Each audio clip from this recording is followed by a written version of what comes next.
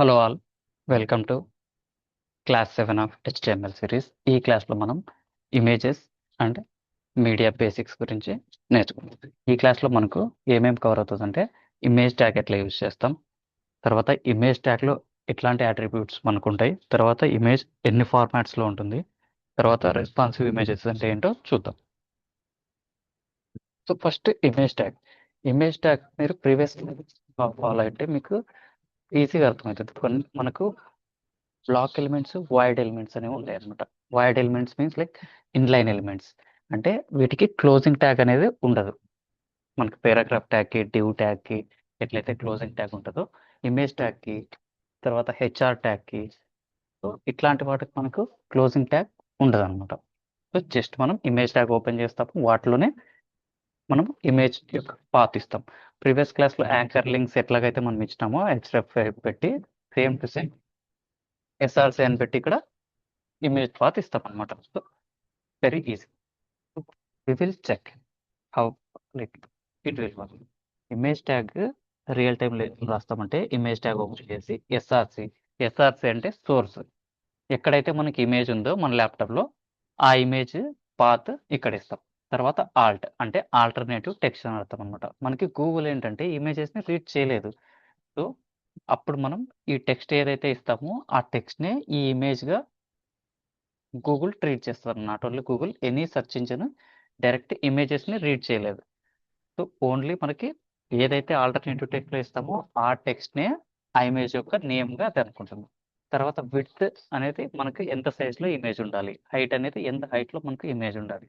తర్వాత loading lazy అనేది ఒక అట్రిబ్యూట్. మనం దీని గురించి కొంచెం తర్వాత చూద్దాం. ఫస్ట్ మనకి ఇది ఎట్లా వర్క్ అవుతుంది అనేది ప్రాక్టికల్గా చూద్దాం. ఫస్ట్ మనం ఒక ఇమేజ్ని డౌన్లోడ్ చేసి మన ప్రాజెక్ట్ ఫోల్డర్లో తీసుకోవాలి. Mountain view.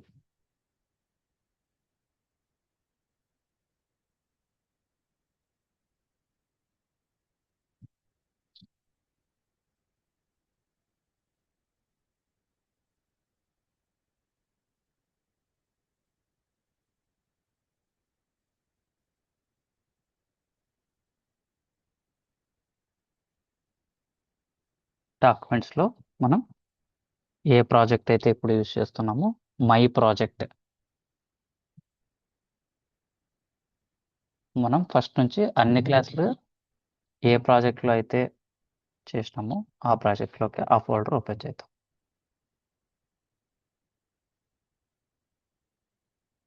HTML సిరీస్లో మనం కంప్లీట్గా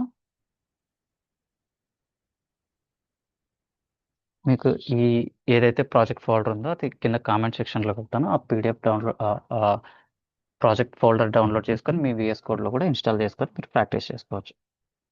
సో ఇక్కడ ఈ ఇమేజెస్ ఫోల్డర్లో మనం ఇమేజ్ని పేస్ట్ చేస్తాం. ఓకే, ఇప్పుడు ఇమేజ్ ఏదైతే ఉందో ఆ ఇమేజ్ని ఇమేజెస్ ఫోల్డర్లో పెడతాం అన్నమాట. ఇక్కడ కొత్త HTML ఫైల్ ఒకటి క్రియేట్ చేస్తున్నాం. సరే, ప్రాజెక్ట్ ఫోల్డర్లో క్రియేట్ చేయాలి. సో ప్రాజెక్ట్ ఫోల్డర్ సెలెక్ట్ చేసుకొని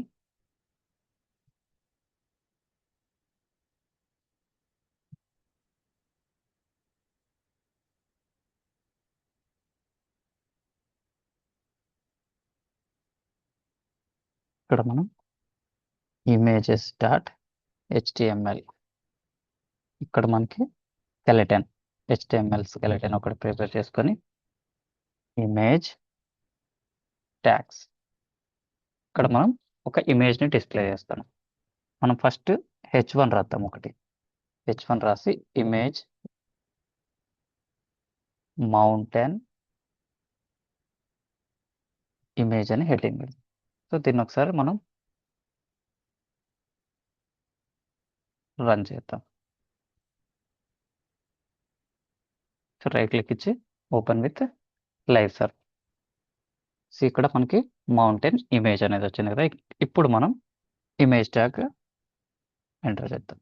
ఇమేజ్ ఎక్కడ ఉన్నది? ఎస్ఆర్సిలో మౌంటైన్ డాట్, ఇది మొత్తం మీకు రిమూవ్ చేసి నేను కంప్లీట్గా రాసి చూపిస్తాను. So image SRC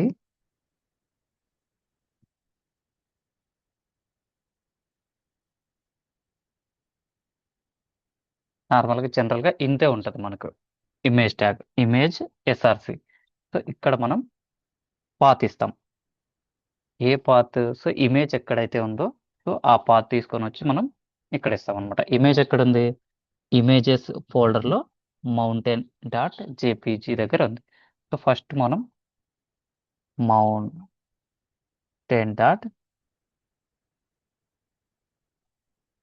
JPEG. So ఇప్పుడు మనం ప్రోగ్రామ్ రన్ చేద్దాం. ఇక్కడికి వెళ్ళి చూస్తే ఇక్కడ చూసినారా ఇమేజ్ రాలేదు. ఎందుకు రాలేదంటే మనకు డైరెక్ట్ సోర్స్ ఫైల్లో అంటే ఇక్కడ మనకు డైరెక్ట్ ఇమేజ్ లేదు. ఈ ఇమేజ్ అనేది ఎక్కడ ఉందంటే ఇమేజెస్ ఫోల్డర్లో ఉంది. కాబట్టి దానికి మనం పాత్ ఇమేజెస్. సో అయినా కూడా రావడం లేదు. ప్రాబ్లం ఏంటంటే మనం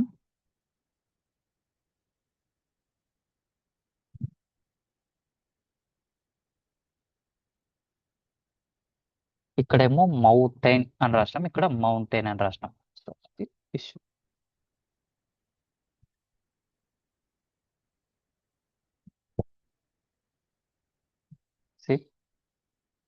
ఇక్కడ ఇమేజ్ వచ్చింది. సో మనం పాత్ ఇచ్చినప్పుడు పర్ఫెక్ట్గా ఇవ్వాలి. ఏ నేమ్తో అయితే సేవ్ చేసింటామో అదే నేమ్తో ఇవ్వాలి. దాని తర్వాత మనకు అది ఎక్కడైతే సోర్స్ ఫోల్డర్ ఉందో సో ఆ సోర్స్ ఫోల్డర్ యొక్క పాత్ 100% మనం కరెక్ట్గా ఇవ్వాలన్నమాట. దీంతో పాటు ఇప్పుడు ఎస్ఆర్సి అనేది ఒక ఆల్టర్నేటివ్ కదా. ఇప్పుడు మనకు ఈ ఇమేజ్ మనకు యాజ్ ఏ యూజర్గా ఇమేజ్ కనిపిస్తుంది. బట్ సెర్చ్ ఇంజిన్ ఎట్లా ఉంటుందంటే ఇక్కడ డెవలపర్స్ అనే టూల్ ఉంటుంది కదా, ఇక్కడికి పోయి ఇది మీరు ఎక్స్టెన్షన్ ఇన్స్టాల్ చేసుకోండి, వెబ్ డెవలపర్ క్రోమ్ ఎక్స్టెన్షన్ అని. సో దాని తర్వాత మనకు ఇమేజెస్లోకి వెళ్ళి disable images.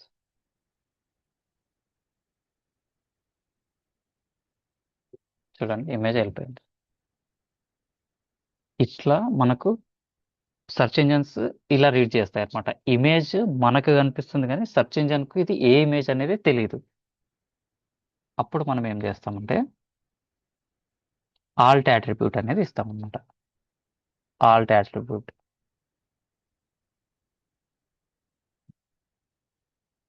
Mountain image. So ఇది ఏం చెప్తుంది అంటే ఈ ఇమేజ్ మౌంటైన్ ఇమేజ్ అని అని సెర్చ్ ఇంజన్కి చెప్తుంది. సో ఆటోమేటిక్గా ఎవరైనా మౌంటైన్ ఇమేజ్ అని సెర్చ్ చేస్తే మనకు ఈ ఇమేజ్ డిస్ప్లే అవుతుంది అనమాట. వీటితో పాటు మనం విడ్త్ సెట్ చేయొచ్చు. విడ్త్ మనకి మనం ఎప్పుడైనా ఇమేజ్ పెట్టినప్పుడు బై డిఫాల్ట్ ఎంతైతే ఉంటుందో విడ్త్ అంత వస్తుంటుంది అనమాట. సో ఇప్పుడు మనం విడ్త్ 70% అన్నాం అనుకోండి, మనకు ఎంతైతే స్క్రీన్ ఉంటుందో దాంట్లో 70% వస్తుంది. 100% అంటే స్క్రీన్ మొత్తం వచ్చేస్తుంది. సో మనం పర్సంటేజ్ వైజ్గా అయినా ఇవ్వచ్చు, లేదా సైజ్ వైజ్గా అయినా కూడా ఇవ్వచ్చు అనమాట.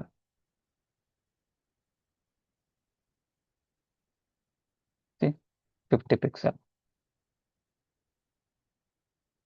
350 పిక్సెల్, 450 పిక్సెల్, అట్లా మనం సేమ్ హైట్ కూడా మెన్షన్ చేయొచ్చు. నాకు విడ్త్ ఏమో 450 కావాలి, హైట్ ఏమో 600 కావాలి. మనకు ఎట్లా కావాలంటే అట్లా మనం మేనేజ్ చేసుకోవచ్చు అనమాట. ఈ 3 ఇమేజ్లు పక్క పక్కనే వచ్చినాయి ఎందుకంటే ఇవి వాయిడ్ ఎలిమెంట్స్, అంటే ఇన్లైన్ ఎలిమెంట్స్. సేమ్ లైన్లోనే లైన్ బ్రేక్ అవ్వకుండా మనకు సేమ్ వాటిలో వస్తాయి. మనం ఇట్లాంటివన్నీ ఎక్కడ చూస్తూ ఉంటాం? గ్యాలరీస్ ఉంటాయి కదా, ఫోటో గ్యాలరీస్, అట్లాంటి చోట చూస్తూ ఉంటాం అనమాట. ఇక్కడ మనం కొంచెం బ్యూటిఫుల్గా చేయాలి అంటే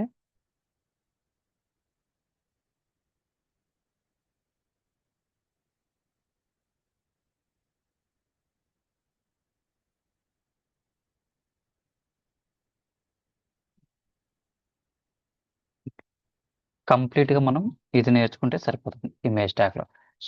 ఎక్కువ ఇన్ డెప్త్ డీప్గా వెళ్ళాల్సిన పని ఏం లేదు. అడ్వాన్స్ క్లాసెస్లో మనకి అన్నీ వస్తాయి. ఇమేజ్ని మనం డిస్ప్లే చేయాలి అంటే జస్ట్ ఇమేజ్ ట్యాగ్ పెట్టి సోర్స్ పర్ఫెక్ట్గా ఇక్కడ సోర్స్ ఇవ్వగలిగితే సో ఆల్ట్ అట్రిబ్యూట్ అనేది మనం సెర్చ్ ఇంజిన్కి ఈ ఇమేజ్ ఏంటి అనేది మనం ఎక్స్ప్లెయిన్ చేస్తాం అనమాట. దాని తర్వాత సోర్స్, ఆల్ట్, హైట్, విడ్త్ మనం కవర్ చేసినాం. దాని తర్వాత నెక్స్ట్ స్లైడ్కి వెళ్తే writing a great Alt text అంటే మనం ఆల్టర్నేటివ్ టెక్స్ట్ ఏదైతే ఉందో అది పర్ఫెక్ట్గా ఇమేజ్ రిలేటెడ్ ఇవ్వాలన్నమాట. ఆల్టర్నేట్లా లైక్ ఏం ఆల్ట్ టెక్స్ట్ ఇవ్వకుండా వదిలేయకూడదు. తర్వాత ఇమేజ్కి తర్వాత ఆల్ట్ టెక్స్ట్కి సంబంధం లేకోకుండా ఉండకూడదు. తర్వాత ఆల్ట్ టెక్స్ట్ ఎప్పుడు ఇమేజ్ నేమ్ లేదంటే క్లిక్ హియర్ ఇట్లాంటి వాటివి పెట్టకూడదు. సో క్లియర్గా మనం ఇమేజ్ ఏమైతే ఇండికేట్ చేస్తుందో మౌంటైన్ ఇమేజ్ అయితే మౌంటైన్ ఇమేజ్, ఫారెస్ట్ ఇమేజ్ అయితే ఫారెస్ట్ ఇమేజ్, లైక్ మనకి ప్రొడక్ట్ ఇమేజ్ అయితే షూస్ ఇమేజ్ అయితే షూస్, ఏదైతే మనం ఇమేజ్ ఉందో ఆ ఇమేజ్ని డెఫినెట్గా ఆల్టర్నేటివ్ టెక్స్ట్లో పెట్టాలన్నమాట. అప్పుడే మనకు సెర్చ్ ఇంజన్స్ పర్ఫెక్ట్గా ఆ ఇమేజ్ని ట్రాక్ చేయగలుగుతాయి. So choosing the right image format మనకు డిఫరెంట్ టైప్స్ ఆఫ్ ఇమేజెస్ ఉంటాయి అనమాట. జేపీఈజీ కానీ, పిఎన్జీ కానీ, వెబ్పి కానీ, తర్వాత ఎస్విజి కానీ, జిఐఎఫ్ కానీ. ఇప్పుడు మనం యూజ్ చేసిన ఫార్మాట్ ఏంటి? జేపీఈజీ. సో ఇట్లా మనకు పిఎన్జీ ఇమేజెస్ ఉంటాయి, పిఎన్జీ ఉంటాయి, వెబ్పి ఉంటుంది, ఎస్విజి ఉంటుంది, తర్వాత జిఐఎఫ్ ఉంటుంది. మోస్ట్ ఆఫ్ ద కేసెస్లో లోగోస్ ఎస్విజి కానీ పిఎన్జిలో కానీ వెబ్పిలో కానీ వాడుతూ ఉంటారు అనమాట. సో రేర్ కేసులలో మనకు ఎక్కడైనా వెబ్సైట్లో కనిపించే ఇమేజెస్ జేపీజీ ఫార్మాట్లో యూజ్ చేస్తారు. ఎక్కడైనా సింపుల్ యానిమేషన్స్ ఉంటే మనం వీడియోస్ బదులు జిఐఎఫ్ ఇమేజెస్లో యూజ్ చేస్తూ ఉంటారు. మనం ఎగ్జాంపుల్కి విప్రో లోగో డౌన్లోడ్ చేద్దాం. విప్రో వెబ్సైట్ ఓపెన్ చేసి సో రైట్ క్లిక్ ఇచ్చి సేవ్ ఇమేజ్, సేవ్. చూసారా ఎస్విజిలో ఉంది image.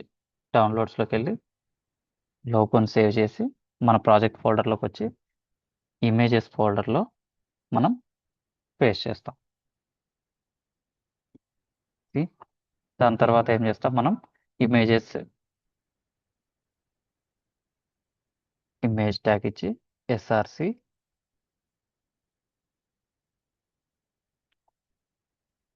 Images slash Wipro new logo Alt Wipro logo height width ఇచ్చేసి మనం లోగో ఇంత హైట్ విడ్త్ అవసరం లేదు కాబట్టి మనం just 150 pixel width 80 pixel height మనం రియల్ టైంలోకి వెళ్ళి రన్ చేసి లోగో వచ్చింది. మనం ఏం చేద్దాం దీన్ని నెక్స్ట్ లైన్లోకి రావాలి అంటే మనం ప్రీవియస్ క్లాస్లో నేర్చుకున్నాం కదా హారిజాంటల్ రూల్స్. ఓకే, ఆటోమేటిక్గా నెక్స్ట్ లైన్లోకి వచ్చేసింది అనమాట. బిఆర్ ఇచ్చినా సరే హారిజాంటల్ రూల్ అంటే ఇట్లా కంప్లీట్గా ఒక హారిజాంటల్ రో వస్తుంది. ఇట్లా కాకుండా మనం ఇక్కడ పిఆర్ ట్యాగ్ ఇవ్వచ్చు. ఇవి క్లోజింగ్ ట్యాగ్స్ ఉండవు పిఆర్ ట్యాగ్కి, హెచ్ఆర్ ట్యాగ్కి, ఇమేజ్ ట్యాగ్కి. సో ఇవి వాయిడ్ ఎలిమెంట్స్ అంటే ఇన్లైన్ ఎలిమెంట్స్ అంటాం అనమాట. హోప్ మీకు క్లియర్గా అర్థమైందని అనుకుంటున్నా. మనకి ఇట్లా different types of image formats ఉంటాయి. సో మనం ఒక ఇమేజ్ని ఇంకా డిఫరెంట్ అట్రిబ్యూట్స్ కూడా యూజ్ చేయొచ్చు అనమాట. ఫర్ ఎగ్జాంపుల్ ఇమేజ్కి మనం ఎస్ఆర్సిలో ఇమేజ్ పాత్ ఇస్తాం. తర్వాత ఎస్ఆర్సి సెట్ ఏం చేస్తామంటే ఇట్లా ఫోటో 800 జేపీజీ అని ఒక ఇమేజ్ పెట్టి సో దాన్ని 400 పిక్సెల్ విడుతున్నట్టు, 800 విడుతున్నట్టు, 1200 విడుతున్నట్టు మనం ఆ ఇమేజెస్ కూడా ఫోల్డర్లో పెట్టుకొని సేమ్ ఇమేజ్ని మనం ముందే ఎంత విడుతు ఉండాలి అని డిసైడ్ చేసుకొని ఆ ఫొటోస్ని మనం ఇమేజెస్ ఫోల్డర్లో పెట్టుకొని తర్వాత ఎస్ఆర్సి సెట్ అని చెప్పేసి మనం డైరెక్ట్ ఇట్లా ఇవ్వచ్చు అనమాట. అప్పుడు ఇది ఏమవుతుందంటే ఏ విడ్త్లో మనం చూసినప్పుడు ఆ విడ్త్కి అడ్జస్ట్ అయిపోతుంది. సో సైజెస్ అంటే ఇది కంప్లీట్గా రెస్పాన్సివ్ రెస్పాన్సివ్ మనం వెబ్సైట్ రెస్పాన్సివ్ థింగ్స్ డిస్కషన్ చేసినప్పుడు మీకు అర్థమవుతుంది క్లియర్గా. మ్యాక్స్ విడ్త్ 480 పిక్సెల్స్ అంటే ఇప్పుడు మనకు ఈ స్క్రీన్ రెజల్యూషన్ 3 టైప్స్గా డివైడ్ చేసినారు. మనకి మొబైల్స్, ట్యాబ్స్, తర్వాత లార్జ్ సిస్టమ్స్, ఇంకా ఎక్స్ట్రా లార్జ్ ఉంటాయి మనకి పెద్ద పెద్ద డెస్క్టాప్లు అట్లా ఉంటాయి కదా. సో ఇట్లా మ్యాక్స్ విడ్త్ 480 లోపు ఉంటే మనకు 100 వ్యూ పోర్ట్ విడ్త్. మామూలుగా VW అంటే వ్యూ పోర్ట్ విడ్త్ అంటారు అనమాట. సో 100 వ్యూ పోర్ట్ విడ్త్ తీసుకోమని దానికి అర్థం. తర్వాత మ్యాక్స్ విడ్త్ 768 అంటే ట్యాబ్స్ వ్యూలో మనం చూసినప్పుడు 80 విడ్త్ తీసుకోమని మనం క్లియర్గా ఇండికేషన్ చేస్తూ ఉన్నాం అనమాట. మనకి ఇవి రెస్పాన్సివ్ డిజైన్లోకి వెళ్ళినప్పుడు క్లారిటీగా అర్థం. So build a photo gallery. మనం ఒక చిన్న ప్రాజెక్ట్ చేద్దాం.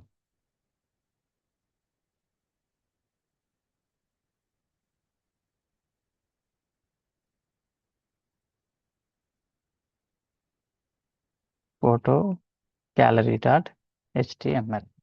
సో మనకు స్కెలెటన్ తెలుసు కదా. ఎక్స్ప్లెనేటరీ క్లిక్ చేసి ట్యాబ్ క్లిక్ చేస్తే వస్తుంది ఇమేజ్ గ్యాలరీ. ఓకే, సో ఇక్కడ మనం H1లో ఇమేజ్ గ్యాలరీ అని ఒకటి క్లిక్ చేస్తున్నాం. దాని తర్వాత మనం ఒక డివ్ తీసుకుందాం. సేమ్ 3 ఇమేజెస్ పెట్టి దీన్ని మనం రైట్ క్లిక్ ఇచ్చి open with live server. Same to same ఇంకొకసారి కాపీ చేసి ఇంకొక డివ్ పెట్టేసి ఇక్కడికి వస్తే ఇట్లా ఉంటుంది. మనకు ఏమంటే డిఫరెంట్ డిఫరెంట్ ఇమేజెస్ వస్తాయి. సో మనం ఫోటో గ్యాలరీ అనేది ఇట్లా ఉంటుంది. మనం ఇంకొకసారి కాపీ చేసి ఇంకొకటి పెట్టేస్తే సరే. సో ఇక్కడ మనకు ఇట్లా రియల్ టైంలో దీని మీద క్లిక్ చేస్తే ఈ ఫోటో మనకు చూపిస్తుంది, ఇక్కడ క్లిక్ చేస్తే ఈ ఫోటో చూపిస్తుంది. ఇక్కడ మనం ఎట్లా కావాలంటే అట్లా ఇమేజెస్ మనం డౌన్లోడ్ చేసి ఫోల్డర్లో పెట్టేసుకొని సో ఏ ఇమేజ్ కావాలంటే ఆ ఇమేజ్ పాత్ మనం అప్డేట్ చేస్తే ఇక్కడ ఇమేజ్ గ్యాలరీ లాగా మనకు కనిపిస్తుంది అనమాట. ఓకే,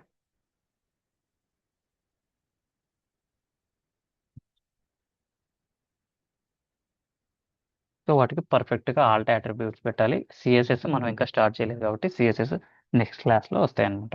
ఓకే, సో మీరు ఒకటి చిన్న ప్రాజెక్ట్ చేయండి.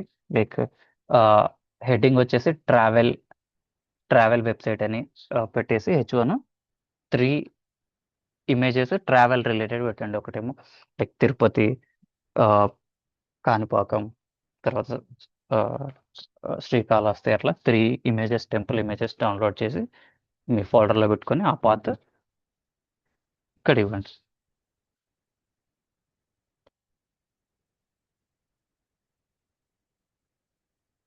సో మనం మేజర్గా ఇవి ఎక్కడ యూస్ చేస్తూ ఉంటామంటే ఈ ఏదైతే మన ఫొటోస్ గ్యాలరీస్ ఇట్లాంటి ఇమేజెస్ మేజర్గా పోర్ట్ఫోలియో సైట్లో మనం స్క్రీన్ షాట్స్ పెట్టినప్పుడు కానీ, తర్వాత మన ఇమేజెస్ పెట్టినప్పుడు కానీ, తర్వాత ఈ కామర్స్ వెబ్సైట్లో అయితే product images with multiple views మనం ఏదైనా అమెజాన్, ఫ్లిప్కార్ట్లో మనకి సైడ్ ఇక్కడ కనిపిస్తూ ఉంటాయి. మనము ప్రోడక్ట్ మీద క్లిక్ చేస్తే సో ఇక్కడ గ్యాలరీ కనిపిస్తుంది చూడండి. సో మనం ఏ ఇమేజ్ మీద అయితే క్లిక్ చేస్తామో ఆ ఇమేజ్ కనిపిస్తుంది అనమాట మనకు. మనం ముందు క్లాస్కి వెళ్ళే కొద్దీ క్లియర్గా నేర్చుకుందాం. Okay, thank you guys. Please do subscribe and follow for more videos. In next క్లాస్లో మనం కంప్లీట్ ప్రాక్టికల్గా నేర్చుకుంటాం అనమాట. Please do subscribe.